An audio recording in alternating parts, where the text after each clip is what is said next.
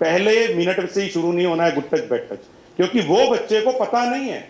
वो अपने घर से आज आया था तो उसको नहीं पता था कि 26 अगस्त है, आज पूरे राजस्थान में ये होना है। आपने तो क्या किया है, जाओ भाई सारे क्लास के बच्चे इकट्ठे करो, सभी क्लासेस के बच्चों को मैडम ने बिठा दिया, आपके सामने ये बच्चे बैठ गए आके, तो आप एकदम से शुरू हो गए। तो आप भी मेंटली प्रिपेयर थे सुबह कि हाँ ऐसा कुछ आएगा, लेकिन वो बच्चा तो बिल्कुल प्रिपेयर्ड नहीं है। इसीलिए फर्स्ट मिनट से शुरू मत करिए, पहले आप जनरल बातें करिए, ठीक है।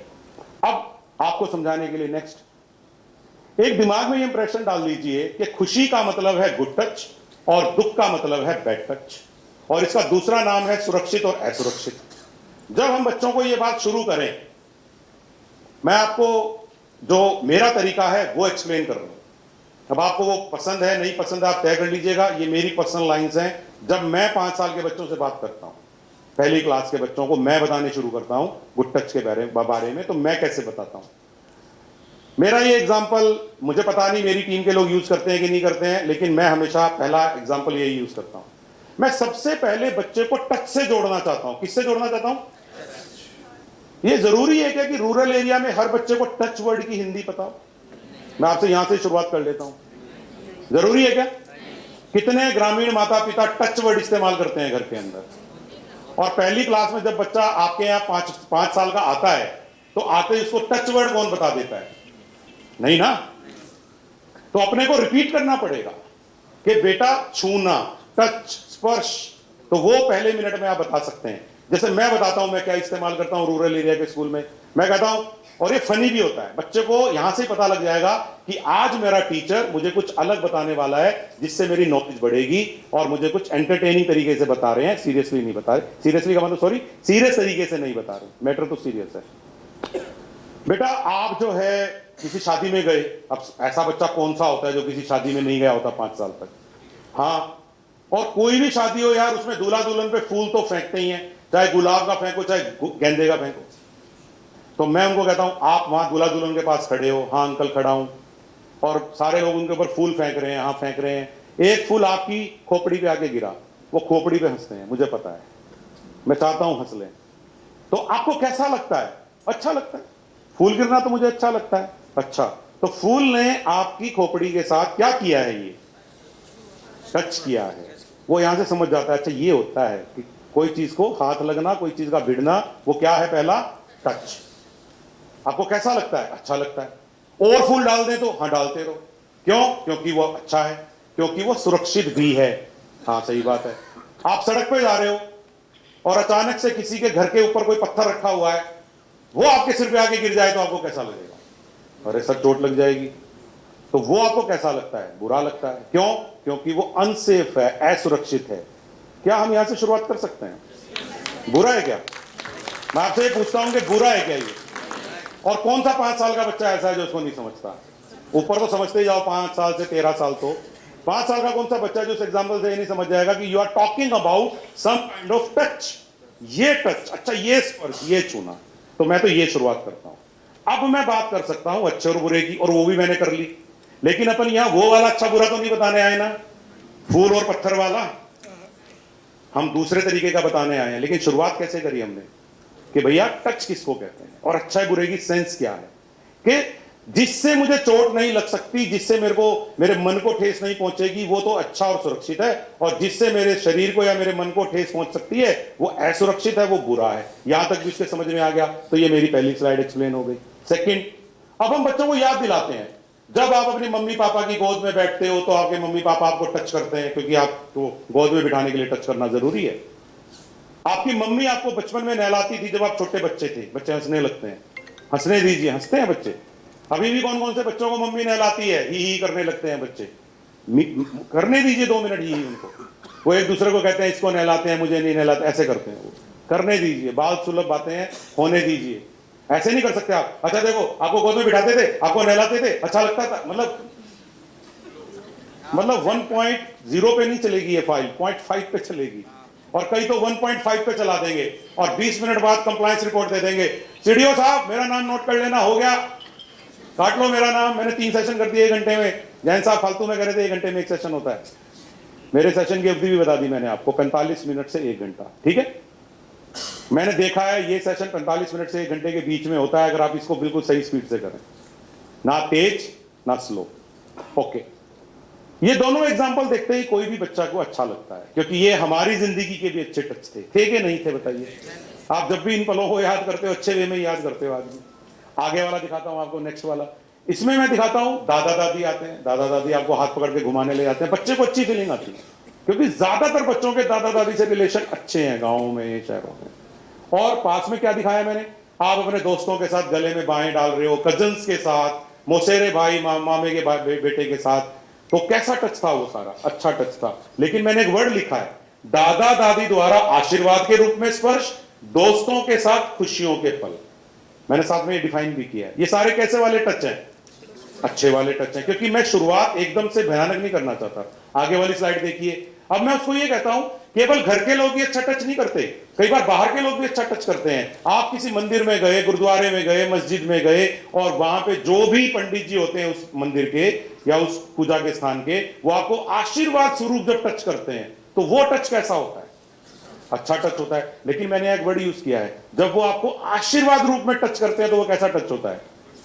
मैंने यहां सिंपल ये नहीं कहा जब वो आपको टच करते हैं, आपने देखा होगा, तो मैंने लिखा भी यही है, आशीर्वाद के रूप में टच करते हैं। टीचर का टच, जब टीचर बच्चे की पीठ थपथपाता है, वेरी गुड, सिर में हाथ पड़ता है, वेरी गुड, है कि नहीं? वो कैसे वाला टच है? लेकिन वो एप्रिसिएशन के रूप में किया हुआ टच लिखा है मैंने। शिक्षक द्वारा सराहना, शाबाशी के लिए स्पर्श। सही है? नीचे वाला देखिए। अब बच्चों को आप पूछिए डॉक्टर का स्पर्श कैसा होता है, 90% बच्चे क्या कहेंगे? जैसे मैं ये कहूंगा ना डॉक्टर का स्पर्श कैसा होता है, 90% बच्चे कहते हैं ये तो बैड टच होता है। वो हमारी जिंदगी के बच्चे में भी बैड टच था उसके लिए। लेकिन आज तो हम सब बड़े हो गए हैं, तो हम क्या कह सकते हैं, क्या डॉक्टर का टच वाकई में बैड टच था? तो बच्चे को फिर आप दूसरे पल जब ये कहते हो ना, नहीं नहीं बेटा, डॉक्टर साहब जो है हमारा इलाज भी तो करते हैं, चोट भी तो ठीक करते हैं, बुखार भी तो ठीक करते हैं, तो बच्चे कहते हैं हाँ बात तो ठीक है। तो बच्चे को हम ये सिखा रहे हैं कि डॉक्टर बाहर के होते हैं, लेकिन उनका टच भी हमारे लिए अच्छा है, क्योंकि वो इलाज के रूप में स्पर्श करते हैं। जब तक वो मेरे हाथ को नहीं पकड़ेंगे, बुखार का कैसे पता चलेगा? और मेरे को नहीं पकड़ेंगे तो मुझे पट्टी या प्लास्टर कैसे बांधेंगे? तो बच्चा कन्विंस हो जाएगा।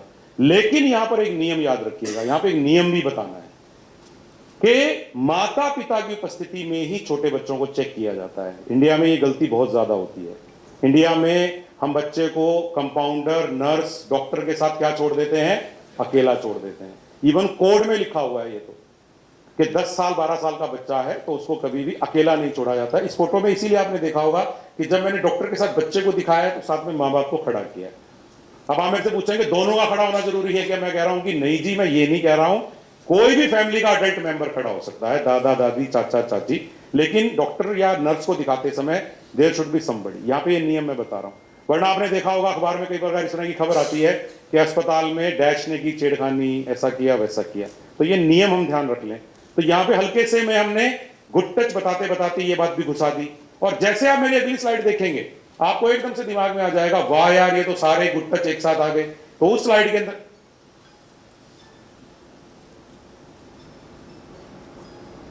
भाई इसमें टाइम क्यों लग रहा है गुड टच वाले में? अब आप देखिए, मम्मी पापा का गोद में लेना और नहलाना आ गया इसमें। देखिए भाई, कैन यू सी? दादा दादी आ गए, दोस्त आ गए, पंडित जी आ गए, टीचर आ गई और डॉक्टर आ गए। और एक ही स्लाइड में क्या बता दिया हमने, हमारे जीवन में गुड टच का क्या मतलब होता है। कौन से गांव में, कौन से शहर में ऐसा बच्चा है जो इसके थ्रू गुड टच की बात नहीं समझ लेगा? समझ लेगा कि नहीं समझ लेगा? ओनली 5 मिनट्स लगे अपने को। अब इसको समझाने के लिए मेरे पास और तो कोई शब्द नहीं हो सकते थे। अब आपके दिमाग में सवाल क्या पैदा होगा, आपने तो सर 5-6 स्लाइड के जरिए दिखाया है कि नहीं, मुझे कैसे दिखाएंगे? तो क्या मेरी टीम तैयार है अपनी पहली फ्लेक्सी के साथ? ऑल 5 टीम्स, फ्लेक्सी नंबर 1, 2 आदमी पकड़ लीजिए, इधर आ जाइए भाई, एक जना इधर आ जाइए। Can I see some lights? आपको मैं तरीका बता रहा हूं कि जो आपके दिमाग में बर्डन है ना, प्रोजेक्टर वर्सेस फ्लिप चार्ट, उसको दूर कर देता हूं। अभी 1 सेकंड में दूर हो जाएगा। आइए, कम हियर, यहां पे आ जाओ, इस जगह पे आ जाओ, कम हियर, यहां पे आ जाओ, यहां जल्दी आगे, यहां जाओ, आगे जितनी आगे जा सकते, ठीक है? वहां वाले वहां से देख लीजिए, आप बीच में आ जाइए, बीच में आ जाओ। Can you see? थोड़ा आगे जाके दिखा दो, और आगे जाके दिखा दो।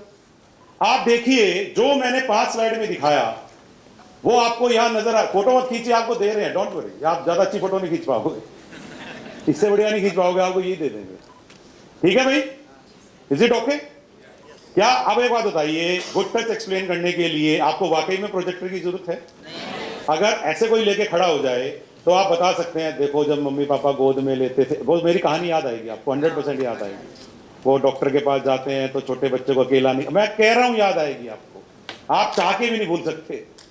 अगर आप मन से यहां बैठे हैं तो पक्की बात है। यहां वालों को तो दिख रहा है भाई, पीछे वालों को दिखाना चाहिए। चलिए, मैं तो आपके लिए आसान कर रहा हूं। अब आप सोचिए ना, मुझे तो ये सब भी प्लान करना पड़ा, ऐसे थोड़ी है कि मैं ऐसे ही कहीं से निकाल के लिया है। ऐसे बिल्कुल वो तैयार बैठे थे, एकदम घात लगा के बैठे हुए थे इतनी देर से बेचारे कि इनका समय कब आएगा। ओके, चलिए, तो यानी कि अभी तक की मेरी स्लाइड एक फ्लेक्सी से कवर हो गई, राइट? गुड टच कैसे एक्सप्लेन करना है ये सांगवाड़ा में भी बताया जा सकता है, और गडरा रोड में भी बताया जा सकता है, और शाहबाद में भी बताया जा सकता है। इससे ज्यादा तो और एग्जांपल देने की जरूरत नहीं है। बिजली के बिना भी बताया जा सकता है, कंप्यूटर के बिना भी बताया जा सकता है, बादलों में भी बताया जा सकता है, बरसात में भी बताया जा सकता है। मतलब वैसे बरसात में क्यों बताना, लेकिन बताया जा सकता है, कोई रोक नहीं रहा। ठीक है, नेक्स्ट आगे शुरुआत करते हैं। अब हम आते हैं मुद्दे पे, क्योंकि हमारा मेन मुद्दा क्या है, हम जानकारी ज्यादा किसकी देना चाहते हैं। अपने इस प्रेजेंटेशन का मुख्य उद्देश्य है बुरे टच की पहचान बताना। उसके लिए वो जो 4 बातें बच्चों को रटानी है, वो अपना मकसद है, और अब हम उस पे आ गए हैं। ओके, अब सीधा मैं चाहता तो आपको बैड टच बताना शुरू कर देता, लेकिन मैं नहीं चाहता आपको बताना। ये मैं आपको समझाइश के लिए एक स्लाइड दिखा रहा हूं, ताकि आप एक बात के लिए कन्विंस हो जाए, क्योंकि ज्यादातर टीचर ये कन्विंस नहीं हो पाते हैं कि बैड टच को रोका जा सकता है। ये स्लाइड वो कन्विंस करती है। मैं आपको वो कन्विंस करने में 2-3 मिनट खर्च करूंगा। भगवान ने हमें 5 सेंसेस दी है कि नहीं?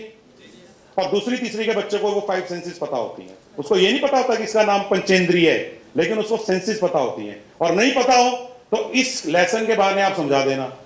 आप किसी भी बच्चे को एक बात पूछो कि जब 1 साल का बच्चा घर में टीवी चलता है और गाना बजना शुरू होता है तो नाचता है कि नहीं नाचता है? मुझे लग रहा है पीछे वालों के नहीं नाचता है। आपके भी नाचता है क्या? अगर म्यूजिक बज जाए तो वो 1 साल का बच्चा नाचने लगता है क्या? अच्छा, हमारे सबके तो नाचता है, ऊपर वालों के थैंक यू, नाचता है। और जैसे वो टीवी बंद होता है, वो नाच गाने तक सीमित होता है कि नहीं? अच्छा, कौन से डांस सेंटर में सीख के आता है? इसका मतलब भगवान ने हमारे कान में सेंसिटिविटी दी है। किसकी टच की? सुनने के टच की सेंसिटिविटी दी है। आप एग्री कर गए? आगे चलते हैं। छूने वाला, आप किसी 2 साल के बच्चे को रसोई में ले जाओ और उसके सामने गरम गरम तवे को नीचे रख दो और फिर उसको कहोगी टच कर, करेगा क्या टच? बोलिए, आप कर लेते थे क्या? सवाल ही पैदा नहीं होता। लेकिन वो गया आपके साथ खिलौनों की दुकान पे और बिना आपकी परमिशन के सीधा टेडी बियर पे हमला बोल देता है, लेके भाग लेता है उसको। किसने बताया 2 साल के बच्चे को कि हाथों में सेंसिटिविटी गरम और नरम की कहां से आई है? ये ज्ञान भगवान ने देके भेजा है। ओके, एग्जाम्पल सही है ये? नरम गरम, नरम टेडी बियर, गरम कढ़ाई। अब ये आपके ऊपर है कि आप कैसे यूज करेंगे इन टेक्निक का। तीसरा, टेस्ट। आप किसी भी बच्चे को पूछ लीजिए। अब शहर वाले स्कूल में तो हम कहते हैं, जो आप शहर के स्कूल वाले हैं, शहर के स्कूल में हम कहते हैं बेटा पिज्जा खाएगा कि पालक खाएगा? तो तुरंत शहर का बच्चा क्या कहता है? पिज्जा खाऊंगा। हाँ, एक आधा बच्चा जरूर बोलता है जो डिफरेंट होता है, अंकल मैं तो पालक खाऊंगा। बेटा कोई बात नहीं, तू अलग है तो डिफरेंट है। हर ग्रुप में होते हैं, क्योंकि यहां भी कईयों के मन में तो पालक की आवाज आई थी। वो कुछ तो डिफरेंट हमेशा रहेंगे ना। खप्ती राम कईयों का हावी होता है, कईयों का खप्ती राम हावी होता है। तो कोई बात नहीं है, रहने दीजिए, कुछ लोग डिफरेंट भी होने चाहिए। लेकिन आप मेरा इशारा समझ गए। अगर आप बच्चों को ऑप्शन देंगे, गांव में मैं कह सकता हूं समोसा बोल देना, समोसा, तो जो भी कचौरी जो तुम्हें पसंद है वो बोल देना, जो तुम्हें पसंद है। लेकिन ऐसी चीज बोल देना जो उस गांव के बच्चों ने कभी ना कभी तो खाई हो। मिठाई बोल देना, रसगुल्ला बोल देना, इट्स योर चॉइस। मतलब इसके क्लेरिफिकेशन मत मांगना कि सर मैं रसगुल्ला बोल सकता हूं। क्लेरिफिकेशन से बहुत घबराता हूं शिक्षा विभाग। ओके, तो आप जैसे ये सवाल पूछेंगे बच्चा आपको ऑप्शन देता है। क्यों? क्योंकि उसके टेस्ट बड में है। उसका टेस्ट ये नहीं जानता कि शरीर के लिए क्या अच्छा है, उसकी टेस्ट बड ये जानती है कि टेस्टी क्या है। नंबर 4 पे आते हैं। अगर मान लीजिए कहीं पे कीचड़ है, और कहीं पे साफ है, बच्चा ऑटोमेटिकली क्या देखता है? 1-2 साल का बच्चा भी, बल्कि वो आपको ये कहेगा मम्मी यहाँ पे कीचड़ है। आप तो ये सोचते हो ना चलो ऐसे निकल जाते हैं, वो नहीं जाएगा। अब इसी तरह से स्मेल का देख लीजिए, जहां बदबू आ रही होगी बच्चा जरूर आपको ये कहेगा मम्मी बदबू है। पता आपको भी है, लेकिन आपको पता है कि कोई ऑप्शन नहीं है, लेकिन वो बोलेगा जरूर। तो ये जो सेंसेस हैं, आपने देखा ये 1-2 साल के बच्चे में भी होती हैं। स्कूल तो वो 5 साल में आएगा।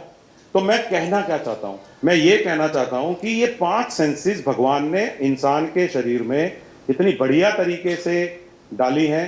आपको इनको जगाना पड़ेगा आपके साइड वाले को। ओके ठीक है। तो वो 5 सेंसेस इतनी बढ़िया डाली हैं, आप चिंता मत करो यार, उसको सोने दो, आप तो जागो भाई। कई बार आदमी की आवाज इतनी कंफर्टेबल भी तो हो सकती है कि नींद आ जाए। तो आप कोई मधुर गाना गाते हुए अगर सो सकते हैं, तो मेरी बोलने की आवाज भी उतनी ही मधुर है, ऐसी कहता हूं। तो इट्स ऑल्सो गुड रिस्पॉन्स। चलिए अब मैं आता हूं मेरी बात पे। भगवान ने हमें 5 सेंसेस इतनी स्ट्रांग दी है, और बचपन से दी है, 6 महीने पैदा होते ही दी है, कि अगर हम वो 5 सेंसेस का मिलकर इस्तेमाल करें तो हम बैड टच की पहचान भी कर सकते हैं। मैं आपको एक छोटा सा एग्जांपल दे देता। अगर मेरे पास एक छोटा बच्चा होता, एक छोटा बच्चा रो तो रहा था थोड़ी देर पहले, लेकिन अब वो सो गया है, अब उसे जगाएंगे तो फिर वो रो पड़ेगा। ठीक है, तो मैं ऐसा करता हूं, मैं आपको विक्रम यूज कर लेता हूं। तो विक्रम को मैं यूज करके आपको एक एग्जांपल दे रहा हूं। ये तुरंत बनाया हुआ एग्जांपल है जो काफी कारगर रहा कई जगह पे। आप क्लास में किसी भी छोटे बच्चे को खड़ा कर सकते हैं। ये एग्जांपल प्लीज ट्रेनर्स वहां पे दिखा दीजिएगा। ये बहुत ही सिंपल एग्जांपल है, ठीक है। आपको मैं ये एग्जांपल दिखाना चाहता हूं। आप किसी भी छोटे बच्चे को खड़ा करके जब बच्चों के सामने आप डेमोन्स्ट्रेट करें कि बच्चों तुम्हारे अंदर भी बैड टच को पहचानने की ताकत है। देखिए, बच्चों को यह एहसास दिलाना बहुत जरूरी है, सबसे मेन टारगेट ही ये है अपना। अब मैं किसी बच्चे को खड़ा कर लेता हूं, ये मेरी आदत है। मैंने मान लीजिए इस बच्चे को खड़ा कर लिया क्लास में से, और मैंने पूछा बेटा तुम्हारा नाम क्या है, तो वो अपना नाम बताता है, विक्रम। मेरा नाम विक्रम है। फिर मैं उसको कहता हूं ये क्लास का सबसे अच्छा बच्चा है, ये क्लास में फर्स्ट आता है, मतलब आता हो या नहीं आता हो, ये रेस में भी फर्स्ट आता है, ये कल्चरल एक्टिविटी में भी सबसे आगे है। वेरी गुड बेटा, वेरी गुड। आपको कैसा लगा विक्रम?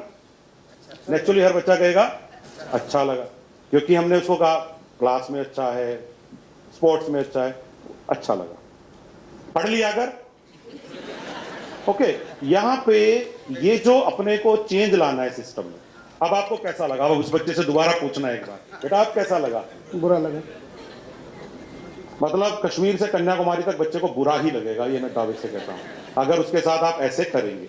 मैं कहना क्या चाहता हूं, यहां पे पॉइंट क्या रखना है कि सेम व्यक्ति, सेम बच्चा, सेम सिर, सेम हाथ। जब वो ऐसे एक्ट कर रहा है तो बच्चे की सेंसेस क्या कह रहे हैं कि ये मेरे लिए क्या है? सेफ है। और ये होते ही बच्चे की सेंसेस ने तुरंत क्या कह दिया? यहां से निकलने भी पीट भी सकता है। तो ये मैं एक एग्जांपल आपको दिखाया है, ये ओनली 1 मिनट का है, लेकिन बच्चे को ये एहसास दिलाना बहुत जरूरी है कि उसके अंदर ये ताकत है कि वो टच को फर्क करता है कि नहीं करता है। अब मैं आपसे एक सिंपल सी बात पूछता हूं, आप सब लेडीज पर्टिकुलरली इसका आंसर दे पाते हैं। आप जब कहीं ट्रैवल कर रहे होते हैं या आप जब कहीं बैठे होते हैं और सामने वाले लोग आपके साथ इंटरेक्ट कर रहे होते हैं, आप ये पहचान कर लेते हो कि नहीं कर लेते हो कि इसका क्या मकसद है? अब आप पता क्या कहोगे, हम तो बड़े हो गए। लेकिन आप जब 15 के थे, आप जब 12 के थे, जब आप 10 के थे, धीरे धीरे ये सेंस आपकी डेवलप हुई कि नहीं हुई? लेकिन मैं ये दावे से कहता हूं कि ये सेंस थी तो हम में बचपन से, लेकिन इसके ऊपर काम नहीं हुआ, अदरवाइज ये डेवलप हो जाती। और बैड टच के बढ़ते हुए प्रचलन के कारण हमारी क्या जिम्मेदारी है कि हम बच्चे के अंदर इन सेंसेस को क्या कर दें? जगा दें। एक तरह से हनुमान जी को शक्ति याद दिलाने जैसा ही है सेंसेस की बात करना। मैं इस पॉइंट के बाद बच्चों को क्या कहता हूं? बच्चों तुम लोग सुपरमैन हो, तुम्हारे अंदर सारी ताकत है, तुम बड़े आराम से आइडेंटिफाई कर सकते हो। तुम्हें केवल एक ही काम करना है कि जब वो अंकल आंटी, मैं अंकल आंटी दोनों वर्ड यूज करता हूं क्योंकि bad touch can come from even male and it can come from female. अगर मैं केवल ये कहता हूं ना बेटा गंदे अंकल, तो फिर ये लगने लगता है बच्चे को कि it is only from male. तो मैं दोनों वर्ड यूज कर देता हूं। कोई भी गंदे अंकल आंटी अगर आपको बैड टच करना शुरू करते हैं तो आपको ट्रोमा में नहीं आना है। प्रॉब्लम क्या होती है, जब आप 4, 5, 6 साल के होते हो और आपको कोई जान पहचान का रिलेटिव गलत तरीके से टच करता है, तो फर्स्ट ऑफ ऑल आपका माइंड किसमें चला जाता है? नंब हो जाता है। आप थोड़ी देर के लिए सोच नहीं पाते, आपके अंदर एक ट्रोमा एंटर कर जाता है, और उस ट्रोमा की वजह से ज्यादातर बच्चे विरोध नहीं कर पाते, और फिर वो आदमी दूसरी चाल चलता है। पहली बात तो उसने क्या कर दिया, दिमाग को क्या कर दिया, बच्चे के दिमाग को सुन्न कर दिया। आप सोच के देखिए, क्या आप अपने आप को एक बार इमेजिन कर सकते हो 4-5 साल में, 4-5 साल की उम्र में एक बड़ा घर का रिलेटिव ने आपको गलत तरीके से टच किया, तो फर्स्ट रिस्पॉन्स आपकी बॉडी का क्या आएगा, दिमाग का और दिल का नम हो जाना, आप रिएक्ट नहीं कर पाओगे। ये ऐसा कैसे कर रहे हैं मेरे साथ, क्योंकि ट्रेन नहीं हुआ है बच्चा। अगली चीज वो क्या करता है, अगर तूने किसी को बताया तो मैं ये कर दूंगा, ठीक है, ये होता है फियर। ये तो क्या हुआ, फियर। एक दूसरी पर्सनालिटी भी होती है, बेटा अगर तुम ये किसी को नहीं बताओगे तो मैं तुम्हें चॉकलेट दूंगा, मैं तुम्हें मोबाइल दिलवा दूंगा, तुम्हें वीडियो गेम पसंद है ना। आप मेरी बात समझ रहे हैं, फियर और फेवर, आप मेरी बात समझ रहे हैं। और सबसे खतरनाक है आइदर फियर, नहीं तो या तो फेवर ले लो और नहीं तो फिर फियर। तो बच्चा यहां पे फंस जाता है। और बच्चे का सबसे कमजोर पॉइंट 4-5 साल की उम्र में मम्मी हो सकती है, समझ रहे हैं, पापा हो सकते हैं, उसकी छोटी बहन या भाई हो सकते हैं। तो वो उनका डर दिखा के भी उनको ये कह सकते हैं मैं उसको मार दूंगा, मैं उसको ये कर दूंगा, और वो बच्चा मान लेता है कि ये इतने बड़े हैं, मार सकते हैं। Are you getting me? आज के बच्चे तो स्मार्टर हो गए हैं, आज के बच्चे तो कहते हैं ऐसे कैसे मार दोगे। लेकिन आप समझ के देखिए, अभी भी रूरल एरिया में या बहुत सारे कस्बों में बच्चे इस जाल में आ सकते हैं। तो नंबर 1 वो बच्चे के दिमाग को ट्रोमा में लाएगा, और फिर वो अपना फियर और फेवर खेलेगा, और इस वजह से बच्चे की सेंसेस काम नहीं करती। हमें बच्चों के अंदर ये मैसेज डालना पड़ेगा कि नहीं, तुम्हारी बॉडी तुम्हें कुछ सिग्नल भेजेगी, और वो सिग्नल आइडेंटिफाई करने हमें सिखा देने हैं। तो हम अब अगली बात जो बच्चे के साथ करेंगे वो हम सिग्नल्स पे करेंगे। किस पे करेंगे? सिग्नल्स पे। और मैं दावा करता हूं, अगर आपने ये 3 सिग्नल बच्चों को सिखा दिए, मैक्सिमम बच्चों को आप लोग बैड टच से बचा सकते हो। मैं आपको ये तो समझा पाया कि साइकोलॉजी कैसे काम करेगी। टच करने पे दिमाग का सुन नम होना, और फिर फियर फेवर का जाल फेंकना, और फिर बच्चे के दिमाग को सुन कर देता है। फिर वो लालच में आ जाएगा या डर जाएगा, फिर वो सहन कर लेगा। कोई बच्चा विरोध करेगा, कोई बच्चा विरोध मैक्सिमम नहीं कर पाएगा। अब यहां पर हम समझते हैं कि वो 3 सिग्नल क्या है। नंबर 1 सिग्नल, सिग्नल नंबर 1, सबसे पहला सिग्नल ये है कि 4 बॉडी पार्ट ऐसे होते हैं कि बच्चे को आप ये बिल्कुल ट्रेंड कर दीजिए। आजकल आपने काफी वीडियो भी देख लिए होंगे इस टॉपिक पे, आजकल काफी वायरल है वीडियो, लेकिन मैं आपको बहुत सिंपल तरीके से बता रहा हूं। कई वीडियो में गलती ये भी हो रही है, कई लोग यहां हाथ लगाने पे भी, यहां हाथ लगाने पे पता नहीं क्या क्या बता देते हैं, उनके हिसाब से तो फिर बॉडी का कहीं टच ही नहीं हो सकता। तो मैं वो कंफ्यूजन दूर कर रहा हूं कि मैक्सिमम एक्सपर्ट्स किस 4 बिंदु पे एग्री हैं, तो मैं उस मेजोरिटी पे चल रहा हूं। और मैं पर्सनली भी पे, आप सब लोग भी मनन करके देखिए, एनी बैड टच, आप जिसको भी बैड टच कहते हैं, मुझे आप ये बताइए इसके अलावा आप कौन सा बैड टच मान सकते हैं, कैसे मानेंगे?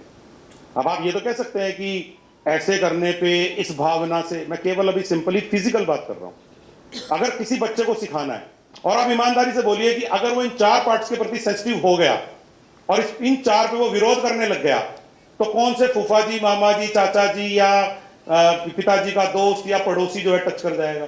और आजकल के बच्चे बड़े स्मार्ट होते हैं, अगर उनको ये कह दो ना ये 4 पार्ट कोई बिना बात टच करे, ये वर्ड जरूर सिखा दीजिएगा। कभी पता लगा कि डॉक्टर साहब प्लास्टर बांधने के लिए हाथ लगा रहे हैं, तो उनको भी बिना रीजन वर्ड यूज किया है मैंने, without any reason. Mummy papa गोद में उठाएंगे, रीजन है। डॉक्टर प्लास्टर बांधेगा, रीजन है। मैंने क्या वर्ड यूज किया है?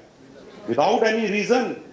एक अंकल आते हैं घर में, आप बच्चों को कह सकते हैं बेटा आपके घर में कोई अंकल आते हैं, और वो हमेशा ही आपको इन बॉडी पार्ट्स पे हाथ लगा लगा के बात करते हैं, और बेटा कैसे कैसे, क्यों भाई क्या हो रहा है ये? हाँ सही बात है, आप बता के तो देखो, आप बता के तो देखो बच्चों को, they will get more than, आपसे फास्टर स्पीड से ले लेंगे इस बात को। अभी ये बात बता कौन रहा है? मम्मी पापा कहते हैं यार ये कैसे बता सकते हैं, टीचर कह रहे हैं हम बताएंगे तो कोई और बवाल ना हो जाए। तो कुल मिला के फिर कौन बताएगा भाई? तो ये तो रह ही गया ना सारा। शहरों में पढ़े लिखे मॉडर्न माँ बाप बता रहे हैं, मैं मानता हूं, वो तो 5% है। 95% गांव में और कस्बों में जाके कौन बताएगा? और ये मैसेज देना कितनी बड़ी बात है भाई। मैं आपसे पूछता हूं, एक बार शुरू में बच्चे थोड़े से हंसने लगते हैं, चलो बच्चों रिपीट करो, लिप्स, दूसरा चेस्ट, तीसरा प्राइवेट पार्ट। भाई भगवान ने हमें ये चीज दी है बच्चों, इसको याद रखना है। और एक बात बताइए, मैं इसको और कौन से तरीके से समझाऊं? चलिए आप मुझे कोई आसान वर्ड दे दीजिए, आप सारे इतने समझदार लोग हैं। Tell me what can be other thing. Swimming suit, madam कितने रूरल एरिया में मैं पहले स्विमिंग सूट एक्सप्लेन करूंगा बैठ के। I have to be very practical. आप समझ गए मेरी बात? Are you getting me? तो ये चार चीजें हम कह सकते हैं, होठों पर, छाती पर, दोनों पैरों के बीच में प्राइवेट पार्ट। और विश्वास मानिए मुझे ये वर्ड कोई इतना बुरा नहीं लगता, दोनों पांवों के बीच में private part, this is very simple. और पीछे की तरफ कमर के नीचे, बहुत सिंपल वर्ड्स है। और एक सीधी सी बात है, जब हमें पता है कि वो चीज अटैक में है तो मुझे किसी तरीके से तो वही बतानी पड़ेगी। अगर मुझे एप्पल की बात करनी है तो मुझे एप्पल ही बताना पड़ेगा, मैं ऑरेंज बता के क्या फायदा करने वाला। तो let's be convinced about this. Okay, इसमें आपको ये बात कन्विंस होना पड़ेगा कि हमें अगर ये 4 पार्ट बता दिए, मैक्सिमम बच्चे, आप इमेजिन करके देख लो एक बार इस बात को कि अगर ये 4 पार्ट, और मैं बच्चों को बल्कि ये भी कहता हूं, एक बार कोई भी, हाँ मानता हूं कि यस, ये 4 बिंदु जो हैं बिल्कुल ट्रिगर हो सकते हैं। Number 1 lips, number 2 chest, number 3 between the leg private part, और पीछे की तरफ कमर के नीचे। ये 4 पार्ट्स पे आप सब लोग भी मनन करके देखिए। एनी बैड टच, आप जिसको भी बैड टच कहते हैं, मुझे आप ये बताइए इसके अलावा आप कौन सा बैड टच मान सकते हैं, कैसे मानेंगे? अब आप ये तो कह सकते हैं कि ऐसे करने पे, इस भावना से, मैं केवल अभी सिंपली फिजिकल बात कर रहा हूं। अगर किसी बच्चे को सिखाना है, और आप ईमानदारी से बोलिए कि अगर वो इन 4 पार्ट्स के प्रति सेंसिटिव हो गया और इन 4 पे वो विरोध करने लग गया, तो कौन से फूफा जी, मामा जी, चाचा जी या पिताजी का दोस्त या पड़ोसी जो है टच कर जाएगा? और आजकल के बच्चे बड़े स्मार्ट होते हैं, अगर उनको ये कह दो ना ये 4 पार्ट कोई बिना बात टच करे, ये वर्ड जरूर सिखा दीजिएगा। कभी पता लगा कि डॉक्टर साहब प्लास्टर बांधने के लिए हाथ लगा रहे हैं तो उनको भी बिना रीजन वर्ड यूज किया है मैंने, without any reason. Mummy papa गोद में उठाएंगे, रीजन है। डॉक्टर प्लास्टर बांधेगा, रीजन है। मैंने क्या वर्ड यूज किया है? Without any reason. एक अंकल आते हैं घर में, आप बच्चों को कह सकते हैं बेटा आपके घर में कोई अंकल आते हैं और वो हमेशा ही आपको इन बॉडी पार्ट्स पे हाथ लगा लगा के बात करते हैं, और बेटा कैसे कैसे, क्यों भाई क्या हो रहा है ये? हाँ सही बात है, आप बता के तो देखो, आप बता के तो देखो बच्चों को, they will get more than, आपसे फास्टर स्पीड से ले लेंगे इस बात को। अभी ये बात बता कौन रहा है? मम्मी पापा कहते हैं यार ये कैसे बता सकते हैं, टीचर कह रहे हैं हम बताएंगे तो कोई और बवाल ना हो जाए। तो कुल मिला के फिर कौन बताएगा भाई? तो ये तो रह ही गया ना सारा। शहरों में पढ़े लिखे मॉडर्न माँ बाप बता रहे हैं, मैं मानता हूं, वो तो 5% है। 95% गांव में और कस्बों में जाके कौन बताएगा?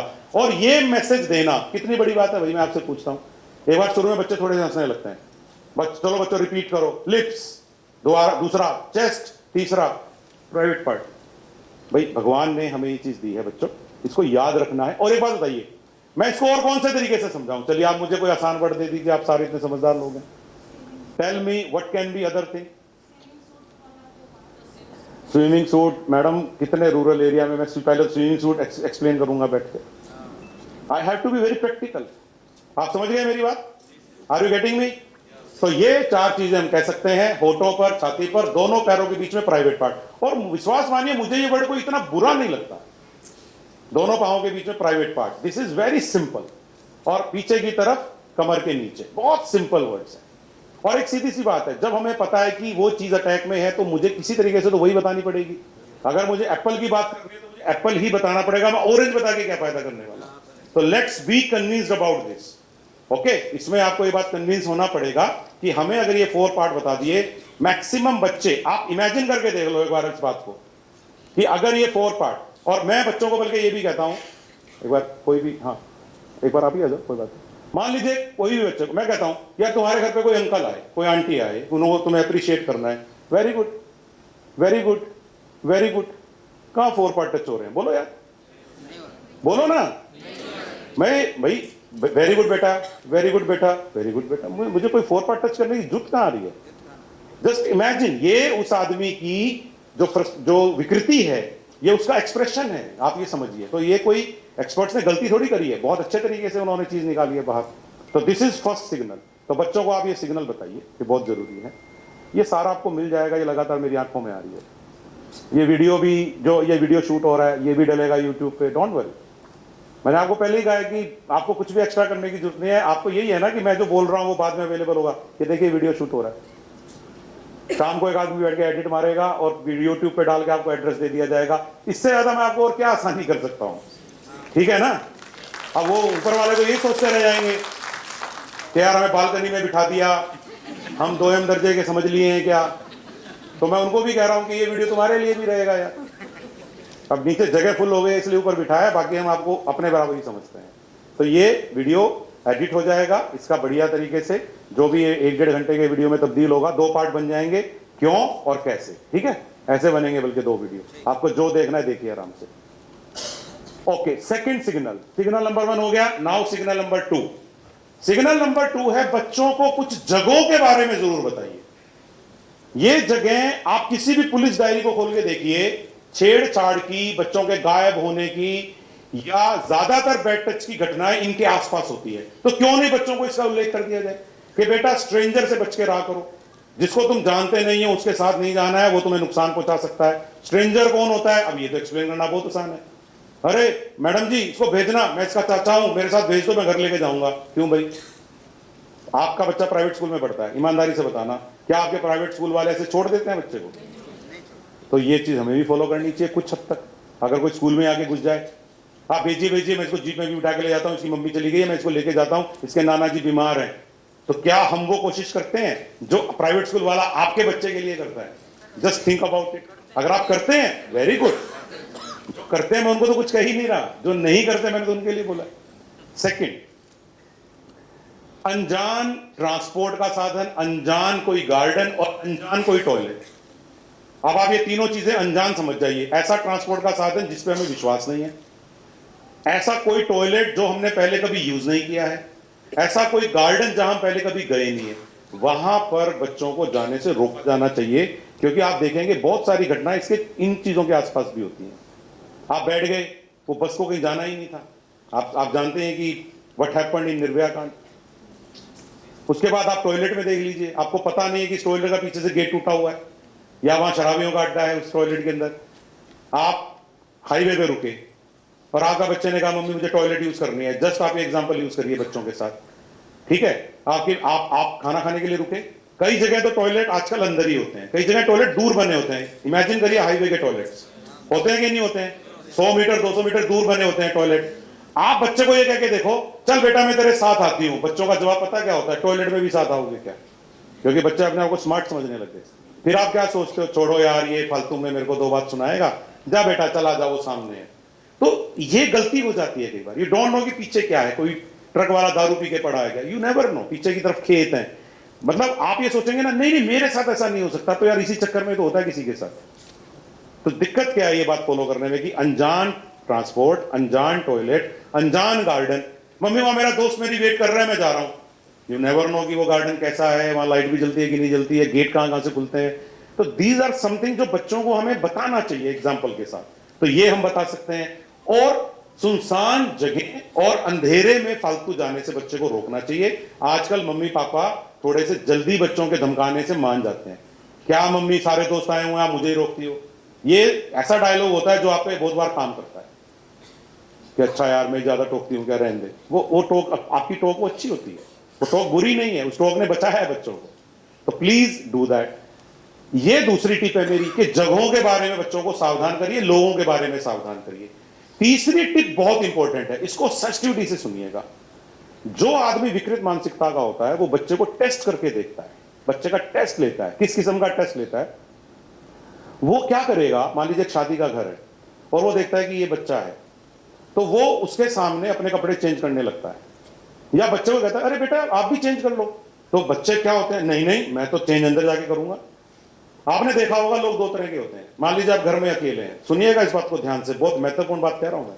आप में से कई लोग ऐसे होते होंगे जो घर में आप अकेले हो, लेकिन आप जब टॉयलेट में जाते हो तब भी आप चिट्ठी नहीं लगाते हो। आपने कभी ऐसा सोचा है, घर में तो मैं अकेला हूं, टॉयलेट का दरवाजा क्यों बंद करना है? ये हमारे अंदर की जो कल्चरल चीज होती है वो होती है कि नहीं होती है? सही है कि नहीं है? बहुत सारे लोग ऐसे होते हैं बाहर का दरवाजा बंद है, अंदर कोई है नहीं तो मैं ही मैं हूं, बट वो चीज एक्सप्रेस होती है। तो वहां पर वो आदमी ने उसके सामने चेंज करना चाहा और बच्चे ने टोका, नहीं आंटी मेरे सामने नहीं, नहीं अंकल मेरे सामने नहीं, और बेटा मेरे सामने चेंज कर लो, नहीं मैं अंदर जाके चेंज करूंगा। ये सिग्नल होता है, ये टेस्ट है, ये कहीं ना कहीं। दूसरी बात, अगर कोई अपने प्राइवेट पार्ट को बच्चे के सामने टच कर रहा है या बच्चे को प्राइवेट पार्ट पे टच करने की कोशिश करता है, ये बात बच्चे को तरीके से समझानी पड़ेगी, क्योंकि बैड टच का और कोई रास्ता हो ही नहीं सकता। और इस बात को मैं किसी और तरीके से आपको बता ही नहीं सकता। आप मुझे बताएं कि सर आप ऐसे बोल दीजिए, क्योंकि ये सबसे डोमिनेटिंग थर्ड सिग्नल है कि अगर कोई व्यक्ति बच्चे के सामने चेंज करे, बच्चे को चेंज करने को बोले, बच्चे के प्राइवेट पार्ट को टच करने की कोशिश करे, अपने प्राइवेट पार्ट टच करने की कोशिश करे, ऐसे व्यक्ति के प्रति बच्चे को तैयार करके रखिए। कोई अंकल अगर आपके सामने इस तरह की हरकत कर रहा है तो याद रखना बेटा ये सिग्नल है। तो मैंने आपको 3 सिग्नल बता दिए अभी। नंबर 1 बॉडी पार्ट्स बताए, दूसरा मैंने आपको ये जगह बताई, और तीसरा अगर कोई आपके सामने अपने कपड़े उतारे, प्राइवेट पार्ट दिखाए या आपको भी ऐसा करने को कहे तो सावधान हो जाएं। और बहुत सिंपली है, आप मेरी बात समझ रहे होंगे। अभी फिलहाल में जो घटनाएं कुछ हुई हैं कई जगहों पे, उसमें ये टिप बहुत इंपॉर्टेंट हो सकती थी अगर बच्चे को ये पता होता। और विश्वास मानिए बच्चा बेचारा मासूम है, अभी वो 3-4-5 साल का है। He doesn't know what is he doing, वो क्या करवा रहा है उससे। तो ये चीज का कोई और रास्ता नहीं हो सकता था, वैकल्पिक व्यवस्था। इसलिए भी मैं कह रहा था कि जो फीमेल ट्रेनर होते हैं वो ज्यादा सेंसिटिविटी से इन चीजों को एक्सप्लेन कर पाते। नेक्स्ट, ये चौथी टिप है, डिजिटल बैड टच। जब आप और मैं छोटे थे तो हमारे समय में ये नहीं था। मोबाइल, लैपटॉप, हमारा बचपन निकल गया, उसके बाद ये आए। लेकिन आजकल के बच्चों को एक और चीज का सामना करना पड़ रहा है, मोबाइल, लैपटॉप, कंप्यूटर, टैबलेट। कई लोग क्या तरीका अपनाते हैं, बच्चे को दूर से भी बैड टच कर सकते हैं। कैसे कर सकते हैं? उनको अपने पास बुलाते हैं, देखना बेटा ये क्या है, जानबूझ के, अरे अंकल ये क्या। वो चेक करते हैं बच्चे को, बच्चे ने देख के कोई रिस्पॉन्स नहीं दिया, बच्चे ने इंटरेस्ट दिखाया, और दिखाएंगे और दिखाएंगे। वो समझ जाएंगे इस बच्चे को बैड टच किया जा सकता है। अगर बच्चा विरोध कर देता है, वो समझ जाते हैं बच्चा स्मार्ट है। इसी तरह से बच्चे को पास में लाके तो नहीं दिखाया, बच्चे आपकी मम्मी के पास मोबाइल है। मैं इसमें घटना सुनाया करता हूं, ये जो मटेरियल है ना कि बच्चों को गलत मैसेज भेजना, गलत क्लिप भेजना, गलत फोटो भेजना। और आजकल एक डायलॉग चलता है, अरे बेटा इतना तो चलता है। आजकल ये फैशन के साथ, मॉडर्निज्म के साथ ही चल गया, इतना तो चलता है। नहीं चलता। इंडिया में हर चीज की एक उम्र है। 12 साल तक के बच्चे को आप ये फिल्म दिखा सकते हैं, 14 साल के बच्चे को ये दिखा सकते हैं, 18 साल को ये दिखा सकते हैं। मर्यादा है इस देश में और वो मर्यादा फॉलो होनी चाहिए। लेकिन लोग क्या कह देते हैं, अरे बेटा इतना तो चलता है। नहीं चलता भाई। तो ये एक कहानी है जो मैं आपको सुना रहा हूं। ये कहानी सुनाने के बाद इस पॉइंट को समझाना बहुत आसान हो जाता है। एक स्कूल में, प्राइवेट स्कूल था हमारे शहर का बड़ा, और वहां पर पहली और दूसरी क्लास के बच्चे एक बस से घर जाते थे।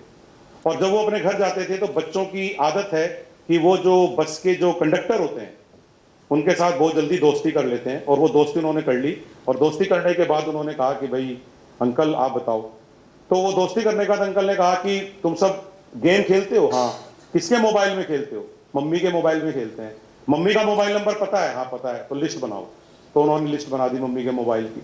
उसने कहा मैं 5 बजे फोटो भेजूंगा शाम को, आप लोग देखना और डिलीट कर देना मम्मी के मोबाइल में। बच्चों ने कहा ठीक है अंकल। अंकल ने पहले दिन अच्छी फोटो भेजी, भागता हुआ घोड़ा। बच्चों ने मोबाइल देखा, घोड़ा, डिलीट कर दिया। अगले दिन अंकल ने सबको चॉकलेट दी जिन्होंने भी बताया कि घोड़ा था। अगले दिन सन की फोटो भेज दी, सनसेट, फिर एक चॉकलेट दे दी। तीसरे दिन गुलाब की फोटो, फिर एक चॉकलेट दे दी। और चौथे दिन गंदी फोटो भेज दी। तो बच्चे नाराज हुए। चौथे दिन आगे, अंकल गंदी फोटो मत भेजा करो। लेकिन अंकल का तो खेल था ये, सॉरी यार गलती से भेज दी। 5वें दिन फिर गंदी फोटो भेज दी। अंकल अब हम ये गेम नहीं खेलेंगे, आप गंदी फोटो में भेजते हो। अब आप देखिए 3 दिन अच्छी फोटो, 2 दिन गंदी फोटो। और छठे दिन क्या होता है, बेटा अपने घर से ना 2-2 हजार रुपए लेके आना। वो पहली दूसरी के बच्चों से कह रहा है, ये 2-2 हजार रुपए। अंकल हमारे पास तो 10 रुपए होते हैं, 2 हजार रुपए तो नहीं है। तो भाई ऐसा है, मैं तुम्हारे मम्मी को और तुम्हारी टीचर को ये बताऊंगा, तुम तो मोबाइल पे गंदी फोटो में देखते हो। एक बार 5 साल के बच्चे के पॉइंट ऑफ व्यू से सोच के देखो इस बात को, अपने पॉइंट ऑफ व्यू से मत सोचो। 5 साल के बच्चे को अगर आप ये कह दो कि मैं तेरी मम्मी और टीचर को ये बताऊंगा कि तू गंदी फोटो देखता है, तो उसके दिमाग में ये गलती तो है ही है कि 2 दिन उसने गंदी फोटो वाकई में देखी है। जैसे ही टीचर या मम्मी ने उससे पूछ लिया आप गंदी फोटो देखते हो, वो रो पड़ेगा और वहां वो फंस जाएगा और उसको आप गलत मान लेंगे। तो बच्चा ब्लैकमेल होगा कि नहीं होगा? हमने कभी सोचा ऐसे कि हमारे बच्चे को मोबाइल दे रखा है, उसकी मम्मी का मोबाइल दे रखा है, मम्मी का नंबर उसको पता है, कितना गड़बड़ हो सकता है दुनिया के अंदर। तो ये एग्जाम्पल देने के बाद मैं वहां हर स्कूल में मैंने बच्चों को पूछा है क्या आज के बाद आप अपनी मम्मी का नंबर या अपने घर वालों के नंबर बांटते फिरोगे? उसके बाद सारे बच्चे साफ कह देते हैं कि हम तो नहीं बांटेंगे। वो तो किसी एक बच्चे के फादर ने उन बच्चों की मदद कर दी और उसको पकड़ लिया, वरना तो कुछ भी गड़बड़ हो सकती थी। तो ये कहानी इस पॉइंट को समझाने के लिए बहुत अच्छी है कि डिजिटली भी बच्चों को बैड टच किया जा सकता है गलत मैसेज या फोटो भेज के। तो ये पॉइंट जरूर बताइए। नेक्स्ट, अगली बात जो बहुत इंपॉर्टेंट है, नेक्स्ट, आजकल हम सबके घरों पे कुरियर और पैकेट्स वगैरह बहुत आते हैं, छोटे छोटे कस्बों में भी सामान आने लग गया, खाने पीने का सामान आने लग गया। तो बच्चों को ये बताइए कि ये सामान गेट से ही लेना चाहिए, उसको अंदर नहीं घुसाना है। आई थिंक ये बात बहुत इंपॉर्टेंट है, हम लोग समझ नहीं रहे हैं। कई ये लोग अच्छे हो सकते हैं, कई बार इनकी शेप में गंदे लोग भी आ सकते हैं। ये बात हम लोग तब समझेंगे जब कोई बड़ी घटना हो जाएगी। बच्चे इनको खेल खेल में ये भी बता देते हैं, यहाँ सीसीटीवी लगा हुआ है, हमारे घर में डॉग कैसा है, अच्छा है कि बुरा है, और ये लोग इसका मिसयूज कर सकते हैं किसी दूसरे व्यक्ति को, उनकी अपने किसी गलत दोस्त को बता के। तो आपको पता लगा कि सीसीटीवी रखा रह गया और कुत्ते ने भी काम नहीं किया क्योंकि बच्चे ने सारी इंफॉर्मेशन लीक कर दी थी। तो इसीलिए बच्चों को ऐसे लोगों के साथ दोस्ताना होने से बचाइए, क्योंकि पैकेट देने वाले लोग हर एरिया में लिमिटेड होते हैं, तो कई बार वो रिपीट होते हैं। तो बच्चा उनको 3 बार 4 बार देखता है तो उनसे दोस्ताना हो जाता है, अरे अंकल आप आज भी आ गए, हाँ। तो वो इस तरह का मत होने दीजिए, मैंने इसमें यही कहा है। और बच्चों को ये समझाइए कि गेट से ही ले। बच्चे कई बार आलस के मारे अंदर ले लेते हैं, अंकल अंदर आके दे दोगे, मैं गेम खेल रहा हूँ, मैं टीवी देख रहा हूँ। मैं ये सही कह रहा हूँ, प्रैक्टिकली बातें सारी। तो आपका ध्यान नहीं है इन चीजों की तरफ, तो ये बातें बताना बहुत जरूरी है। हम ये सोचते हैं गुड टच बैड टच का मतलब केवल इतना है कि गुड टच बैड टच, ये पूरा एक इसका पूरा एक 360 डिग्री बताना पड़ेगा, तब ये बात बनती है। ठीक है, मैंने नीचे वाली फोटो क्यों दी? अब गांव का बच्चा हो सकता है ऊपर वाली फोटो वो नहीं समझे कि हमारे यहाँ तो कोई स्कूटर पे पैकेट नहीं आते, लेकिन नीचे वाली फोटो तो वो समझ जाएगा ना कि कोई अनजान व्यक्ति मेरे गेट पे आ सकता है। That is the point. Next, अगला पॉइंट जो है वो आप सब लोगों को बहुत इंपॉर्टेंट मैं बताना चाहता हूं अगले पॉइंट में, वो ये है कि अगर बच्चे के बिहेवियर में चेंज आ रहा है, बच्चे के बिहेवियर में चेंज को नोट करिए। ये टीचर और मम्मी पापा के अलावा कोई चौथा व्यक्ति नहीं कर सकता, मैं दावे से कहता हूं। अगर कोई बच्चा पहले खुश रहता था, अच्छे से रहता था, और अब वो थोड़ा हैरान रहने लग गया है, अकेला रहने लग गया है, शर्मिंदा महसूस करता है, गुस्से में रहता है, तो मान के चलिए देयर इज सम प्रॉब्लम। और मेरी आपसे रिक्वेस्ट है, आपने नोट किया होगा कि कई बच्चे अचानक से डल हो जाते हैं, वो अच्छे होते हैं क्लास में, फिर आप जब पूछती हो प्यार से तो वो लड़की कोई ना कोई कांड बताती है, या तो उसकी मदर बीमार निकलती है, या उसके फादर कई दिनों से घर नहीं आए होते हैं, या कुछ ऐसा होता है। तो पूछने से वो तीसरा कांड जैसे ही पता चले उसकी मदद कर दीजिए, तो उसको फायदा हो जाएगा। अगर हम बिहेवियरल चेंज नोट नहीं कर पाए तो ना तो मैं समझता हूं हम अच्छे पेरेंट्स हैं और ना ही हम अच्छे टीचर हैं। मेरी क्लास के 30 बच्चों में से 2 बच्चों के व्यवहार में चेंज है, मुझे 2-3 दिन में पता लग जाएगा। कोई बच्ची लंबे समय तक अब्सेंट है, आप पूछते हो ना बेटा कहां थे, ये वही है। वो कंसर्न रखना पड़ेगा, वो केयर रखनी पड़ेगी।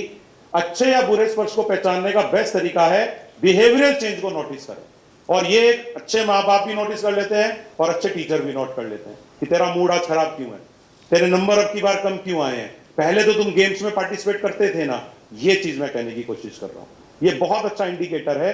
ये बच्चे को बताने की जगह ज्यादा ये आपके ऊपर एप्लीकेबल है, इसीलिए इसको मैंने डाला है स्लाइड में, और मैं डालता हूं शुरू से, क्योंकि मुझे पता है कि जब 100 बच्चे 200 बच्चे इस प्रोग्राम को देख रहे हैं तो स्कूल के 20 टीचर भी बैठे हुए हैं, तो ये मेरी बात उन तक कम्युनिकेट हो जाती है। और शिक्षा विभाग में ये बात कम्युनिकेट करना बहुत जरूरी है कि हमें व्यवहारात्मक परिवर्तन को नोट करना चाहिए। आपने भी अपने बच्चे के बिहेवियर चेंज को नोट करके समय पे कदम उठाया है, और जो परिवार समय पे ये कदम नहीं उठा पाते हैं उन परिवारों में क्या क्या होता है वो आप मुझसे ज्यादा जानते हैं। तो this is very important. Next, अब मैं आपको बताना चाहूंगा मेरे, अब एक बार ये वाला, एक मिनट मैं सेकंड वाला बता दूं। अब फ्लेक्सी नंबर 2 दिखा दीजिए। अभी आपने सोचा होगा सर ये जो सारे सिग्नल आपने इतने अच्छे अच्छे बताए हैं हम कैसे बताएंगे, आपने तो बहुत अच्छे तरीके से बताया है। तो मैं चाहूंगा कि मेरी टीम आ जाए फ्लेक्सी नंबर 2 लेके, उधर की टीम भी, ऊपर की टीम भी फ्लेक्सी 2 दिखा दे। अब आप देखिए जो 4 अंग बताने थे, कौन से 4 बॉडी पार्ट्स हैं, क्या आप देख सकते हैं कॉर्नर में 4 बॉडी पार्ट दिखाई दे रहे हैं आपको, है ना, ये 4 बॉडी पार्ट यहां दिखाई दे रहे हैं। उसके बाद अजनबी वाली बात, अनजान ट्रांसपोर्ट गार्डन वाली बात, अनजान स्थान और अंधेरे की बात, ठीक है कि नहीं, वहां पर प्राइवेट पार्ट्स और कपड़े वाली बात, और डिजिटल बैड टच वाली बात। बोलिए सारा काम हो रहा है कि नहीं हो रहा? ऊपर वाले बताएं, जो चीज मैं यहां दिखा रहा हूं एग्जैक्टली उसका आप देख सकते हैं कॉपी यहां पे, आप सबको भी दिखाई देगा? Okay, thank you. तो इस तरह से हमारा सेकंड पोर्शन है। पहला पोर्शन था अच्छा स्पर्श क्या है, और दूसरा पोर्शन क्या था, बुरे स्पर्श की पहचान कैसे करें। अब हम हमारे तीसरे पार्ट पे आ गए। अब बच्चे को सिग्नल आइडेंटिफाई करने आ गए। अब वो अपने से अगला सवाल पूछेगा, मैं बच कैसे सकता हूं। अब मैं आपका ध्यान इस फैक्ट पे लेके जा रहा हूं कि 80% मामलों में टच करने वाले लोग कौन है? याद करिए दोबारा, जान पहचान के लोग हैं तो 80% मामलों में छेड़खानी को रोका जा सकता है। कैसे? जहां ये नकारात्मक बात है कि 80% लोग जान पहचान वाले गड़बड़ कर रहे हैं, वहीं पर एक सुख की बात बताऊं क्या है, हम इन 80% केसेस को रोक सकते हैं। क्योंकि जितना डर बच्चे को लग रहा है उतना ही डर किसको लग रहा है? उस व्यक्ति को भी लग रहा है मेरी नौकरी चली जाएगी, मेरी बेइज्जती हो जाएगी, मुझे इस घर से धक्के मार के निकाल देंगे। तो इसका फायदा बच्चा उठा के एक 3 स्टेप फॉलो कर सकता है। ये भी एक्सपर्ट्स ने बड़ा अच्छा बताया है, मैं एक्सप्लेन करता हूं कि बच्चों को यह सिखाइए कि यदि घर में कोई जान पहचान का व्यक्ति अचानक से आपको पकड़ने की कोशिश करे या सिग्नल आ जाए बैड टच का, तो सबसे पहला काम भगवान भी भरोसा उसको सिखाइए, मम्मी पापा मत सिखाइए। Because I don't think that's a correct thing when we see के लोग क्या क्या कर रहे हैं। तो भरोसा बच्चा कैसे सीख लेता है? जैसे मेरे को एक दिन एक स्कूल में बच्चे ने पूछ लिया, कहता है अंकल भरोसा क्या होता है? मैंने ये सोचा ही नहीं कि भरोसा वर्ड भी नहीं पता इसको। बेटा जिस पर आपको सबसे ज्यादा ट्रस्ट हो। फिर उसका अगला सवाल पता है क्या है? ये कैसे पता चलेगा कि मुझे इस पे ट्रस्ट है? This was the question. तो इसका भी आंसर ढूंढना पड़ा। मैंने कहा बेटा एक काम करो, आप अपनी आंखें बंद करो। बच्चे कर लेते हैं, हम तो बड़े लोग हैं नहीं करते, लेकिन बच्चे तो कर लेते हैं। तो बच्चों ने आंखें बंद कर ली। मैंने कहा कि अब तुम्हारी आंखें बंद है, सोचो कि जीवन में तुम पे सबसे बड़ा कष्ट आ गया है, तुमने कोई बहुत बड़ी गलती कर दी है, तुमसे कुछ टूट गया है और अब तुम्हारे साथ कुछ बहुत बुरा होने वाला है। इमेजिन कर रहा है बच्चा, हाँ सही बात, हाँ हाँ। तो तुम्हें बचना है, तुम्हें कौन लगता है कि तुम्हें कौन बचाएगा? और ईमानदारी से कह रहा हूं, बच्चे मुस्कुराते हैं और फिर आंख खोल के कहते हैं मम्मी मम्मी, कोई कहता है पापा पापा। तो बेसिकली बच्चे के दिमाग में जो फर्स्ट पिक्चर आती है, इवन आपके दिमाग में भी फर्स्ट पिक्चर आती है कि आज सबसे पहले जीवन में आपकी मदद कौन करेगा।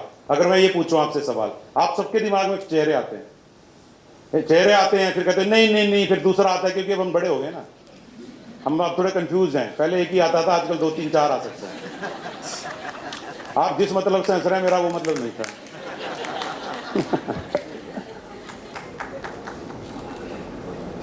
तो आई थिंक मैं इससे बढ़िया नहीं समझा सकता विश्वसनीय का मतलब, मैंने समझा दिया। तो अब जो है नेक्स्ट, अब हम बच्चों को जब ये दिखाते हैं ना, बच्चे समझ जाते हैं। और मैंने देखा बच्चों ने ना ऐसे बोलना शुरू कर दिया, no go tell, no go tell. वो एक नया जन्म हुआ, इस टेक्निक का छोटा नाम रख दिया बच्चों ने, नो गो टेल।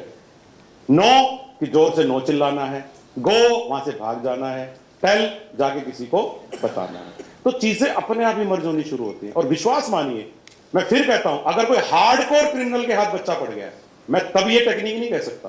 तो तब अपनी किस्मत खराब है, बच्चे की किस्मत खराब है, फिर तो पुलिस कानून अपना काम करेंगे। बट मैक्सिमम केसेस में this can be the best technique, अगर बच्चा स्मार्ट है और थोड़ा सा ट्रेन कर दिया जाए। लेकिन ईमानदारी से बताइए, क्या हमने कभी ऐसी कोशिशें करी हैं? क्या हम में से किस ने अपने बच्चों को 10 साल के होने तक ये बताया था? तो फिर ये तो वही है, जब तक आप कलर टीवी नहीं देखोगे तब तक तो ब्लैक एंड व्हाइट ही अच्छा लगेगा आपको कलर देखने पड़ेंगे ना कलर टीवी का एंजॉयमेंट करने के लिए। तो ये तो वही है। तो first do it and then see its benefits. तो नो गो टेल। अब मैं मेरी टीम से चाहूंगा कि स्लाइड नंबर 3 दिखा दें, जो कि अब आपके लिए सबसे आसान स्लाइड है, क्योंकि इस स्लाइड के साथ मैंने कुछ और क्लब नहीं किया। मैंने इसमें तो सिंपली यही स्लाइड डाली है कि जब आप ये बता दोगे what is good touch, what is bad touch, तो तीसरी स्लाइड क्या हो जाएगी? बचने की टेक्निक। और बच्चे की टेक्निक क्या हो जाएगी? No go tell. आप तो मुझे ये समझा दीजिए कि अभी तक आपके क्या क्या समझ में नहीं आया जितना मैंने बताया। सब आ गया? तो डाइट में नौकरी कर सकता हूं फिर तो मैं। अच्छा प्रिंसिपल हूं मैं डाइट का।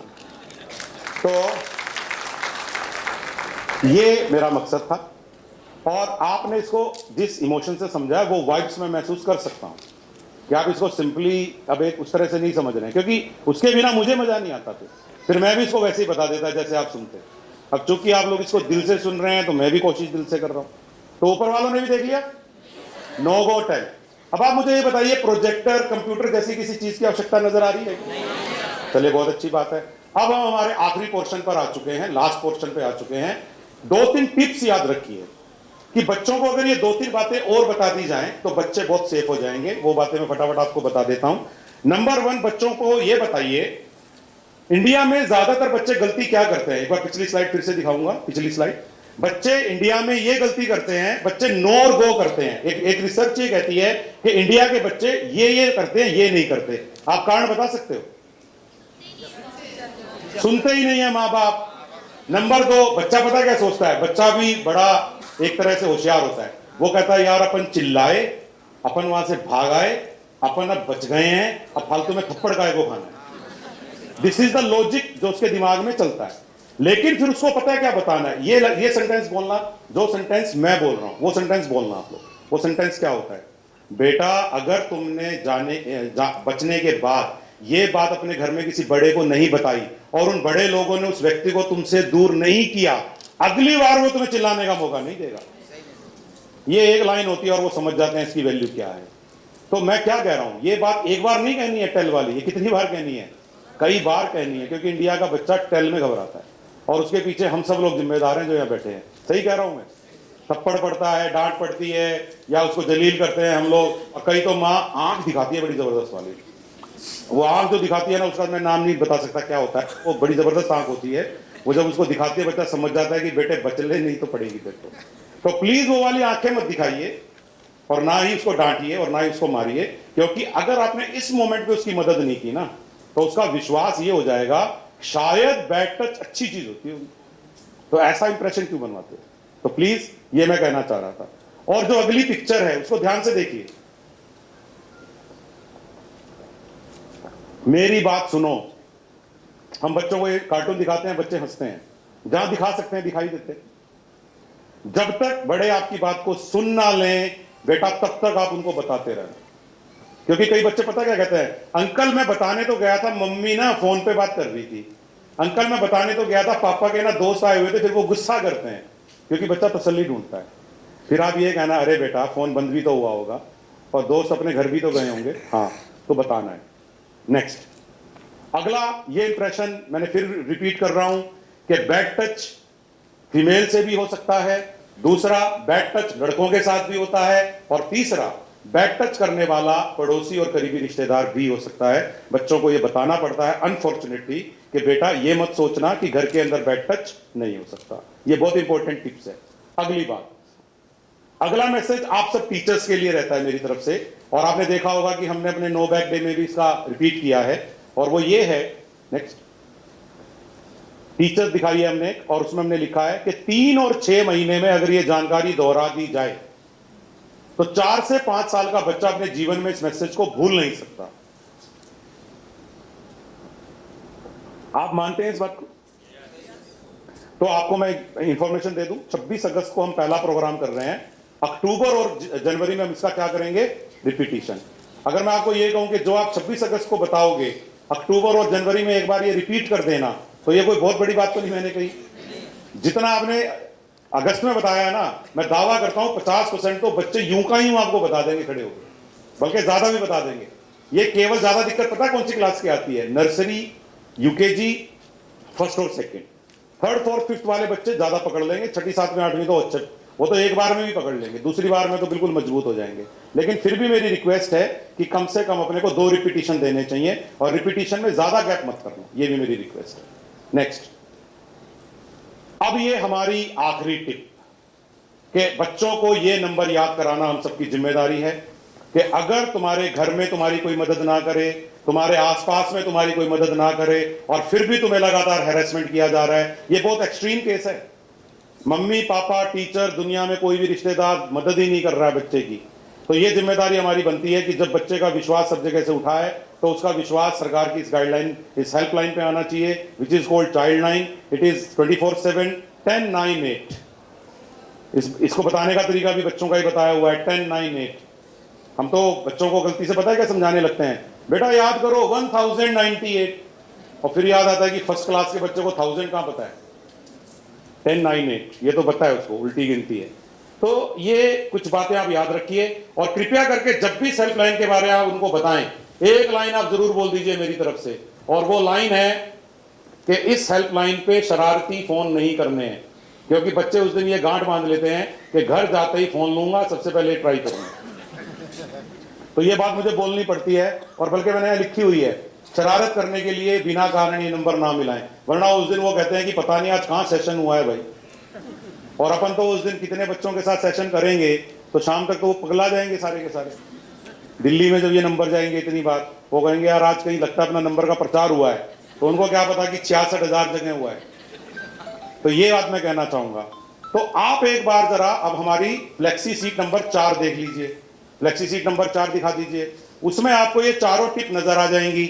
नंबर 1 वो वाली टिप कि हमें तब तक बताना है जब तक हमारे बड़े हमारी बात को सुनना लें, अजनबी वाली बात, ये वाली बात, और देख लीजिए 1098, ओके, और रिपीटिशन वाली बात वो आपके लिए है, ये आपको ये भूलने नहीं देगी, क्योंकि ये आपके बरामदे में लगेगा ना स्कूल के, तो इसको देख के आपका रिमाइंडर सेट हो जाएगा, अच्छा ये तो हमारा था, तो ऐसे कर लीजिए। अब मैं चाहूंगा कि चारों लेके लोग खड़े हो जाए, चारों वाले, ये इधर स्टेज पे आ जाइए चारों एक साथ। मुझे 8 वॉलंटियर चाहिए, तुम वहां उस कोने पे लग जाओ, उस पर लग जाओ। एक बार जरा इमेजिन करके देखो, जो लोग इस कमरे में इस ज्ञान के साथ आए थे कि हमें तो गुड टच बेड टच के बारे में नॉलेज नहीं है, अब उनमें से कितने लोग ये दावा करते हैं कि हमारे पास कोई सेटल्ड मटेरियल नहीं है। मेरा वर्ड है सेटल्ड मटेरियल, विषय वस्तु सामग्री सही प्रकार से है या नहीं है। इधर आ जाओ, इधर इस कोने पे आ जाओ, इधर इस कोने पे आ जाओ। This is 1, this is 2 and this is 3। बस वहीं देख लेंगे सब लोग आए थे। बोलिए, बोलो यार, आप बुरा मत मानना, वैसे ट्रेनिंग की टेक्निक इसी प्रकार की होनी चाहिए, हर प्रकार से ट्रेनिंग ऐसे ही दी जानी चाहिए कि लोगों को याद हो जाए। तो ये आप देख सकते हैं गुड टच क्या होता है, इससे शुरुआत करेंगे, बैड टच के 4 सिग्नल देंगे, बचने की टेक्निक बताएंगे धीरे धीरे, और फिर उनको कुछ टिप्स दे देंगे, लास्ट में नंबर बता देंगे। अगर आपने 45 मिनट में ये काम कर लिया, विश्वास मानिए 50-60% बच्चे तो राजस्थान के उसी दिन सेफ हो जाएंगे। Thank you very much.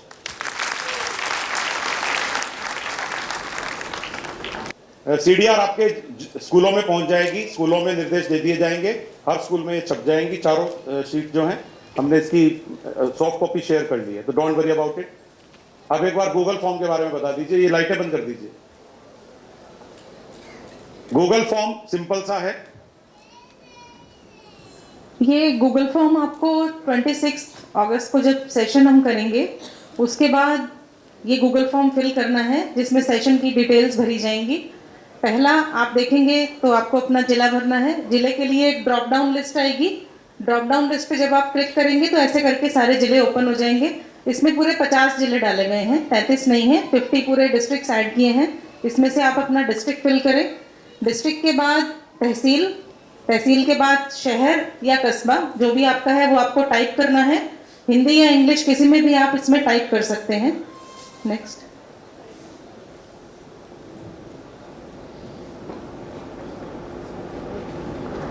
उसके बाद स्कूल का नाम, स्कूल का नाम आपको इसमें डालना है जिस स्कूल में सेशन लिया गया है, और उसके बाद डालना है वहाँ पे छात्र कितने थे। अगर केवल लड़कों का स्कूल था तो केवल यही नंबर आएगा, बॉयज गर्ल्स अगर दोनों थे तो पहला वाला है छात्रों की संख्या और दूसरा है छात्राओं की संख्या, सत्रों की संख्या। फर्स्ट है सत्र आपने कितने लिए, जैसे सर ने कहा था कि अगर बच्चे ज्यादा हैं तो आप सेशन 1 से ज्यादा भी ले सकते हैं। तो स्कूल के नाम के बाद आपको डालना है आपने कितने सेशन वहां पे लिए हैं, और सेशन के बाद कितने छात्रों ने सेशन अटेंड किया, और नेक्स्ट नंबर पे कितनी छात्राओं ने सेशन अटेंड किया, और उसके बाद है सेशन में कितने शिक्षक उपस्थित थे। एक टीचर होंगे जो एज ए स्पीकर सेशन लेंगे, और बाकी जो स्कूल के टीचर्स हैं वो भी इस सेशन को अटेंड कर रहे होंगे, तो उनकी यहाँ पे संख्या डालनी है। बस जहाँ जहाँ पे ये संख्याएं डालनी है, चाहे सत्र हो, छात्र छात्राएं हो या टीचर्स हो, ये ध्यान रखें कि संख्याएं आपको अंकों में ही उसमें भरनी है, शब्दों में नहीं भरनी है।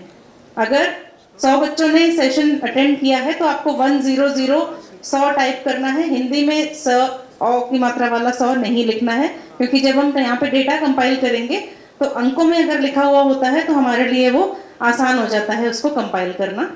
उसके बाद आएगा प्रशिक्षक का नाम, जिन्होंने सेशन लिया है उनका नाम वहाँ पे आपको टाइप करना है, और सबसे लास्ट में है सेशन के दौरान ली गई तस्वीर। सेशन जब आप ले रहे होंगे उसकी एक फोटो जो आपको सबसे अच्छी लग रही हो, जिसमें कि बच्चे भी दिख रहे हो और अगर प्रशिक्षक भी दिख रहे हो तो अच्छी बात है, वो फोटो आप यहाँ पे अपलोड कर दीजिए। फोटो किस टाइप की होनी चाहिए, ये कोई इसमें लिमिटेशन हमने कंडीशन हमने नहीं रखी है कि ये पीडीएफ ही होनी चाहिए या जेपीजी होनी चाहिए, किसी भी फॉर्मेट में आपके फ़ोन में फ़ोटो है तो वो आप इसमें 10 MB तक अपलोड कर सकते हैं। अगर आपको सिस्टम ये दिखा रहा है कि फ़ोटो अपलोड नहीं हो पा रही, तो आप व्हाट्सएप से उसको शेयर कर लीजिए, तो वो अपने आप कंप्रेस हो जाती है। उसके बाद आप इसे शेयर कर सकते हैं और ये सारी सूचनाएं भरने के बाद वहाँ जो बैंगनी कलर का बटन दिख रहा है उसे दबा करके इसे सबमिट कर देना है। सबमिट करने के बाद आपको ऐसी स्क्रीन दिखेगी नीचे जो आ रही है, इसका मतलब है कि आपका फॉर्म सबमिट हो गया है। तो मेरे ख्याल से बहुत आसान फॉर्म है, इससे तो मुश्किल फॉर्म भी भरते हो आप। ये तो यही कह रहा है कि कितने बच्चों ने अटेंड किया, कितने टीचर ने अटेंड किया। सब टीचर अटेंड करेंगे तो अच्छा लगेगा, क्योंकि उस दिन नो बैग डे है, तो क्लास तो वैसे भी नहीं चल रही और सभी बच्चों को आप ये बता रहे हो तो अच्छा है।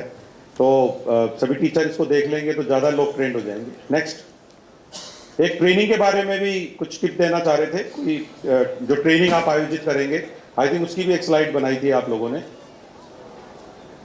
जिला स्तर पर आप लोग 16 अगस्त से 22 अगस्त के बीच में अपनी इच्छा से कुछ स्थान का और इसका चयन कर लीजिए। यहाँ से हमारी जो टीम है समसा की, वो आपसे फॉलो कर लेगी। और जिले में अगर 2000 से ज़्यादा विद्यालय हैं तो आप ज़्यादा प्रशिक्षण स्थल का चयन कर लीजिएगा और विद्यालयों की संख्या के अनुसार आप सत्र लगा लीजिएगा और चयनित शिक्षकों को प्रशिक्षण दे दीजिएगा, क्योंकि वो लिस्ट तैयार हो रही है धीरे धीरे। और प्रशिक्षण सामग्री उसके बाद आप प्रदान कर देंगे, क्योंकि ये सब जिलों में जिम्मेदारी ADPCs को दे दी गई है। और प्रशिक्षण का मीडिया कवरेज आप चाहें तो करा सकते हैं, ताकि ज़्यादा से ज़्यादा लोगों को मिल जाए। तो अब आप 1200 लोग जो आज दिन भर में ट्रेंड होंगे, आप लोगों को इस प्रकार से अपने द्वारा ली गई जानकारी आगे टीचर्स तक पहुंचानी है। मोटिवेट करने के लिए हैंडआउट, मेरे ख्याल से हैंडआउट का वितरण शुरू कर सकते हैं हम लोग। हैंडआउट का वितरण निकलते हुए देंगे। अब आप जब यहाँ से जाएंगे तो आपको 4 चीजें मिलेंगी, मैं गलत तो नहीं कर रहा, आपको 4 चीजें मिलेंगी। 4 चीजें ध्यान रखिएगा यहाँ से जाते समय। नंबर 1, आपको एक तो जो ये पूरी प्रेजेंटेशन मैंने दिखाई जो बच्चों को पहुंचानी है, उसका हैंडआउट मिलेगा पूरा कंप्लीट। नंबर 2, जो मैंने मोटिवेशन वाला शुरू में दिखाया था, उसका एक हैंडआउट मिलेगा, नंबर 2। नंबर 3, ये चारों जो चार्ट आपको दिखाए गए उसका एक छोटा ब्रोशर मिलेगा, ताकि आपको याद रहे कि चार्ट कैसे थे। और नंबर 4, आप लोगों को एक नाश्ते का डब्बा मिलेगा। तो वो चारों चीजें जो है आप लोग ले लीजिए। तो ये मैं कहना चाह रहा था। और लास्ट में, मुझे पता है कि कुछ लोग उठने के लिए बहुत बेताब हैं, लेकिन अगर आप रिवीजन नहीं करेंगे तो फिर वो लास्ट में जो 90% से 95 पे जाना था वो नहीं जा पाएंगे। तो मैं चाहूंगा कि संदेश मूवी जल्दी से लगा दें, और संदेश मूवी लगा दीजिए। और मेरी रिक्वेस्ट है कि ये फिल्म देखने के बाद ही आप ये समझ पाएंगे। और आप में से कई लोगों का ये कमेंट भी हो सकता है, लगाना पड़ेगा। हाँ, कोई ये फिल्म देखने के बाद आप में से कई लोग, खप्ती राम आपके कान में ये भी कह सकता है कि ये 1.5 घंटे 2 घंटे से क्यों बता रहे थे, फिल्म ही दिखा देते। तो फिर खप्ती राम को ये कहना कि खप्ती राम अपने फिल्म इसलिए समझ में आ रही है क्योंकि आपने पहले वो सेशन अटेंड किया है। ठीक है, थैंक यू।